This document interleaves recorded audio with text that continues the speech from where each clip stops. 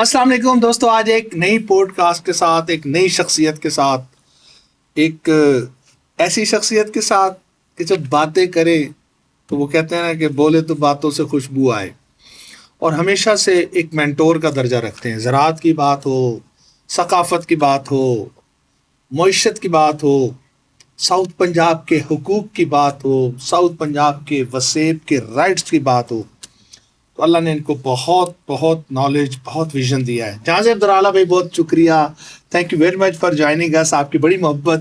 آپ ریڈیو پر تو جناب اپنے جوہر دکھاتے رہتے ہیں، ہر روز کاشتکاروں کو، زمینداروں کو بطور استاد بتاتے رہتے ہیں، سیکھنے سکھانے کے مواقع فراہم کرتے ہیں۔ تو کیا حال ہے آج کل ہماری زراعت کا، جو کہتے ہیں کہ ریڑھ کی ہڈی ہے؟ تو یہ ریڑھ کی ہڈی کہاں پہنچی ہوئی ہے؟ ریڑھ کی ہڈی کہتے تو ہیں لیکن ہم اسے سمجھتے نہیں ہیں، اور ریڑھ کی ہڈی جو ہے نا سر، اس کے اب سارے مورے جو ہیں وہ سارے موروں کی ڈسک سلپ ہو گئی ہے، Oh my God! اور پوری کی پوری ریڑھ کی ہڈی جو ہے وہ اس وقت درد اور برے حالات کا شکار ہے، اور اس پہ کوئی بیرونی عوامل نہیں ہیں، اس پہ ہم خود ہی اس ریڑھ کی ہڈی کو برباد کرنے کے درپے ہیں۔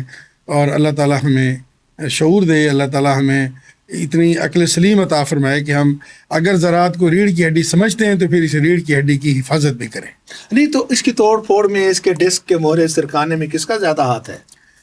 سر اس میں ڈیفینیٹلی زراعت ایک انجن ہے، اور اس کو ڈرائیو کرنے کے لیے ایک ڈرائیور ہے، اور وہ ڈرائیور ہوتی ہے حکومت۔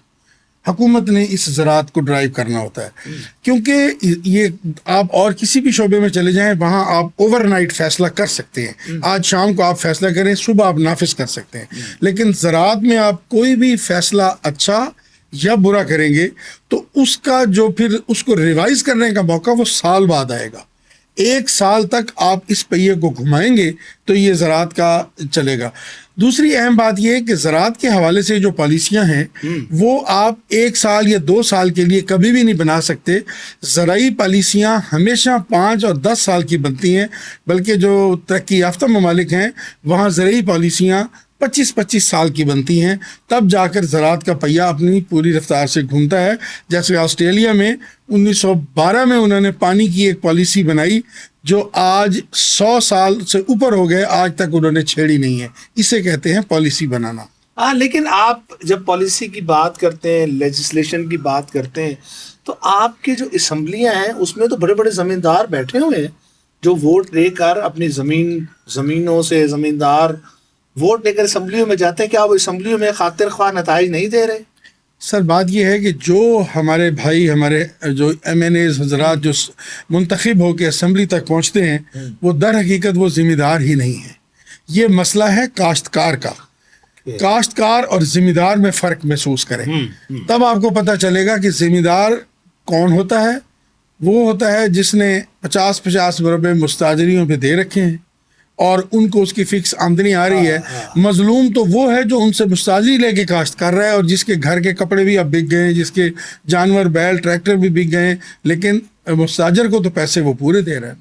ہاں، لیکن اس کی بہتری کے لیے میں سمجھتا ہوں جو ہمارے جس طبقے کی آپ بات کر رہے ہیں، کاشتکار طبقے کی، تو وہ بھی تو حالات کو بہتر کرنے کے ان کا بڑا ایکسپیرینس ہوتا ہے، تجربہ ہوتا ہے جی، وہ کوئی اپنی تجاویز کیوں نہیں مرتب کرتے کہ حالات بہتر ہوں؟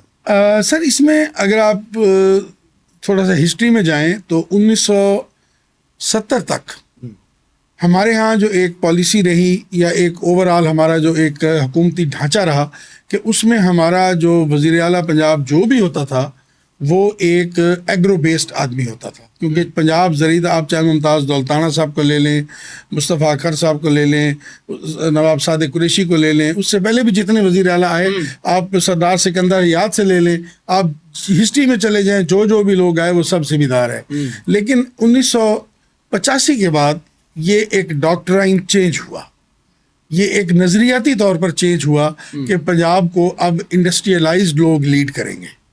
تو جب پنجاب 1985 کے بعد انڈسٹریلائزڈ لوگوں کے ہاتھ میں حکومتیں گئیں تو پھر زراعت کے بھی مخالف فیصلے شروع ہو گئے، اور زراعت کو اہمیت کم کر دی گئی۔ ہماری پہلے جو کور بزنس تھا وہ ایگریکلچر تھا پنجاب کا، پھر یہ آپ کو واضح نظر آئے گا کہ تبدیلی آ گئی تو پھر صاحب زر زراعت کو پیچھے سے پیچھے کیا جاتا رہا. پھر اس کے بعد یہ ہوا کہ کچھ ہمارے جو کاروباری اور صنعتی ادارے تھے، ان کی نمائندہ تنظیمیں جسے ہم چیمبر آف کامرس کہتے ہیں، ان لوگوں نے، اگر آپ ہسٹری پہ تھوڑا سا شیخ صاحب ذہن دوڑائیں، آپ کی یادداشت بہت اچھی ہے، 1990 کے بعد ایک ہی لفظ ہر چیمبر آف کامرس کی زبان پہ تھا کہ زرعی شعبے پہ ٹیکس لگایا جائے، زرعی شعبے پہ ٹیکس لگایا جائے. جس کو بھی دیکھیں جہاں سے آواز آتی تھی زرعی شعبے پہ ٹیکس لگائے. کراچی چیمبر آف کامرس نے بھی یہ ریزولوشن پاس کیا ہے، زرعی شعبے پہ ٹیکس لگائیں. یہ لوگ یہ سمجھتے تھے کہ زرعی شعبے پہ اگر ٹیکس لگ گیا تو ملک کی اکانومی سیدھی ہو جائے گی. مجھے اچھی طرح یاد ہے، میں اس وقت جوان تھا، میں اس وقت بھی نوائے وقت میں اور مختلف جگہ پہ آرٹیکلز لکھا کرتا تھا، اخبارات میں اور ہر جگہ، اور میں شروع سے یہ بات کہتا تھا کہ زراعت کو اگر آپ نے ٹیکسیشن کے دائرے میں لے آئے تو کچھ سال تو آپ بڑے خوش ہوں گے، اور اس کے بعد یہی کاروباری حضرات جو ہیں یہ روئیں گے بیٹھ کر کہ خدا را اب زراعت کو ٹیکس سے باہر نکالیں، اور یہی کہیں گے ہمارے لیے. آج اس وقت آپ کسی بھی چیمبر آف کامرس سے جا کے پوچھ لیں تو وہ حکومت کو ہر میٹنگ میں یہ درخواست کرتے ہیں کہ جناب زراعت کو یہ فیسلٹی دیں، یہ فیسلٹی دیں. لیکن اس وقت میری بات کو انہوں نے نہیں مانا تھا، آج مان گئے ہیں. ہمیں زراعت کو ایک پیشن سمجھ کے چلانا چاہیے.